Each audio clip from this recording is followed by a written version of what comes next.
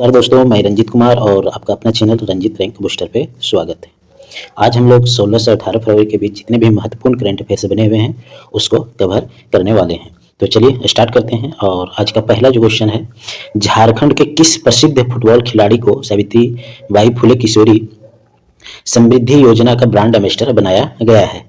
तो ये बताना है आप लोग को। तो ये जो ब्रांड एम्बेसडर बनाया गया है वह अष्टम उरांव को बनाया गया है। अगर वहीं बात करें सावित्री बाई फुले किशोरी समृद्धि योजना का उद्देश्य, तो इस योजना का मुख्य उद्देश्य है कि महिला को साक्षरता को बढ़ावा देना और बाल विवाह जैसी कुप्रथाओं को रोकना। गुमलक की फुटबॉल स्टार अष्टम उरांव को इसका चेहरा बनाया गया है, जो ब्रांड एम्बेसडर बनाया गया है, ताकि ग्रामीण लड़कियों उनसे प्रेरित होकर शिक्षा से और खेल से जुड़ सके। वहीं इस योजना के तहत कक्षा 8 से 12वीं तक किस्तों में सहायता दी जाती है और 18 से 19 वर्ष की आयु पूरी होने पर एक मुश्त उसको 20,000 रुपये दिया जाता है। अष्टम उरांव ने फीफा अंडर 17 महिला विश्व कप में भारतीय टीम की कप्तानी भी की थी, तो ये ध्यान रखिएगा। और यह योजना पूर्व में संचालित जो मुख्यमंत्री सुकन्या योजना है उसी को संशोधित करके लाया गया है। धनबाद के किस स्थान पर डॉक्टर भीमराव अंबेडकर की भव्य प्रतिमा स्थापित करने की घोषणा हाल ही में की गई है? तो धनबाद में मैथन डैम है, वहीं पर इसके प्रतिमा को स्थापित करने की घोषणा की गई है। धनबाद के मैथन डैम परिसर में बाबा साहेब की प्रतिमा स्थापित करने का उद्देश्य पर्यटन के साथ साथ उनके विचारों को प्रसार करना और मैथन को वाटर स्पोर्ट्स और इको टूरिज्म के केंद्र के रूप में विकसित किया जाना, यह लक्ष्य है। यह प्रतिमा राज्य की सूचना एवं जनसंपर्क विभाग एवं पर्यटन विभाग के समन्वय से स्थापित की जाएगी।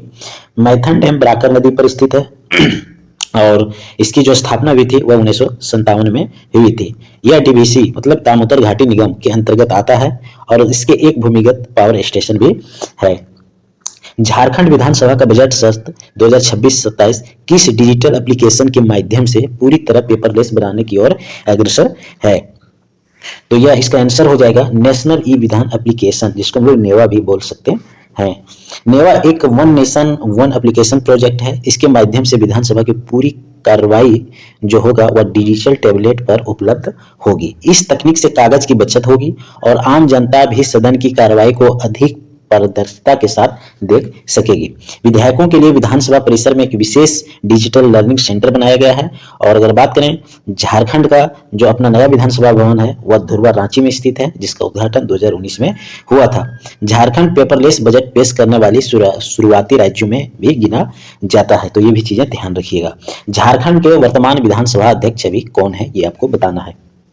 तो जो अभी वर्तमान विधानसभा अध्यक्ष हैं वह रविंद्रनाथ महतो जी हैं। रविंद्रनाथ महतो जो कि जामताड़ा विधानसभा क्षेत्र से विधायक भी हैं और वर्तमान में झारखंड विधानसभा के अध्यक्ष हैं।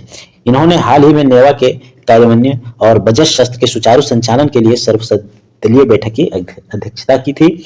और विधानसभा अध्यक्ष का पद जो होता है वह संवैधानिक रूप से सदन की गरिमा और नियमों के पालन के लिए सर्वोच्च होता है। अगर मैं झारखंड विधानसभा के प्रथम अध्यक्ष की बात करें तो इंदर सिंह नामधारी थे। और अगर संविधान के अनुच्छेद 178 के तहत बात करें तो विधानसभा का अध्यक्ष और उपाध्यक्ष के पदों का जिक्र किया गया है। कितना अनुच्छेद 178 में। और झारखंड सरकार द्वारा पदक विजेता खिलाड़ियों के लिए किस नई सुविधा को कैबिनेट से मंजूरी दी गई है, यह आप लोग को बताना है। तो जो मंजूरी दी गई है वह दी गई है आजीवन पेंशन देने का। अंतर्राष्ट्रीय पदक विजेताओं को खेल से संन्यास के बाद आर्थिक तंगी से बचाने के लिए पेंशन दी जाएगी। इसमें जो शामिल किया गया है अर्जुन पुरस्कार, द्रोणाचार्य पुरस्कार और ध्यानचंद पुरस्कार विजेताओं को भी इस श्रेणी में शामिल किया गया है। इसका उद्देश्य जो है राज्य में खेल संस्कृति को बढ़ावा देना और नई प्रतिभाओं को खेलों की करियर के रूप में चुनने के लिए प्रोत्साहित करना। और अगर सर्वोच्च खेल सम्मान की बात करें तो झारखंड राज्य के जो खेल सर्वोच्च सम्मान है वह जयपाल सिंह मुंडा पुरस्कार है। अब देखते हैं हम लोग झारखंड स्ट्रेटेजी के बूस्टर में। तो सरायकेला खरसावां को देखते हैं। यह जिला 2001 में पश्चिम सिंहभूम से अलग होकर बना था और यह छऊ नीति के लिए यह राज्य प्रचलित है, यह सबको पता है। वहीं नेवा की अगर बात करें तो एक राष्ट्र एक एप्लीकेशन के विजन पर आधारित है, जिसका उद्देश्य देश के सभी विधायकों को डिजिटल रूप से जोड़ना। झारखंड औद्योगिक पट्टी की अगर बात करें तो जमशेदपुर, आदित्यपुर, रांची, बोकारो को राज्य का प्रमुख रक्षा निर्माण गलियारा के रूप में भी विकसित करने का लक्ष्य है। वहीं पंचायत राज की बात करें झारखंड का तो त्रिस्तरीय पंचायत राज है झारखंड में और इसमें महिलाओं के लिए 50% आरक्षण का प्रावधान दिया गया है। अगर आज का वीडियो आपको पसंद आया हो तो शेयर सब्सक्राइब जरूर कीजिएगा और हमारे टेलीग्राम चैनल से जुड़ने के लिए रंजित रैंक बूस्टर को सर्च कीजिए और वहां से जाके आप हमारे रंजित रैंक बूस्टर से जुड़ सकते हैं, जहां की हम PDF प्रत्येक दिन डालते हैं। तो चलिए आज का वीडियो यहीं समाप्त करते हैं। जय हिंद, जय जोहार।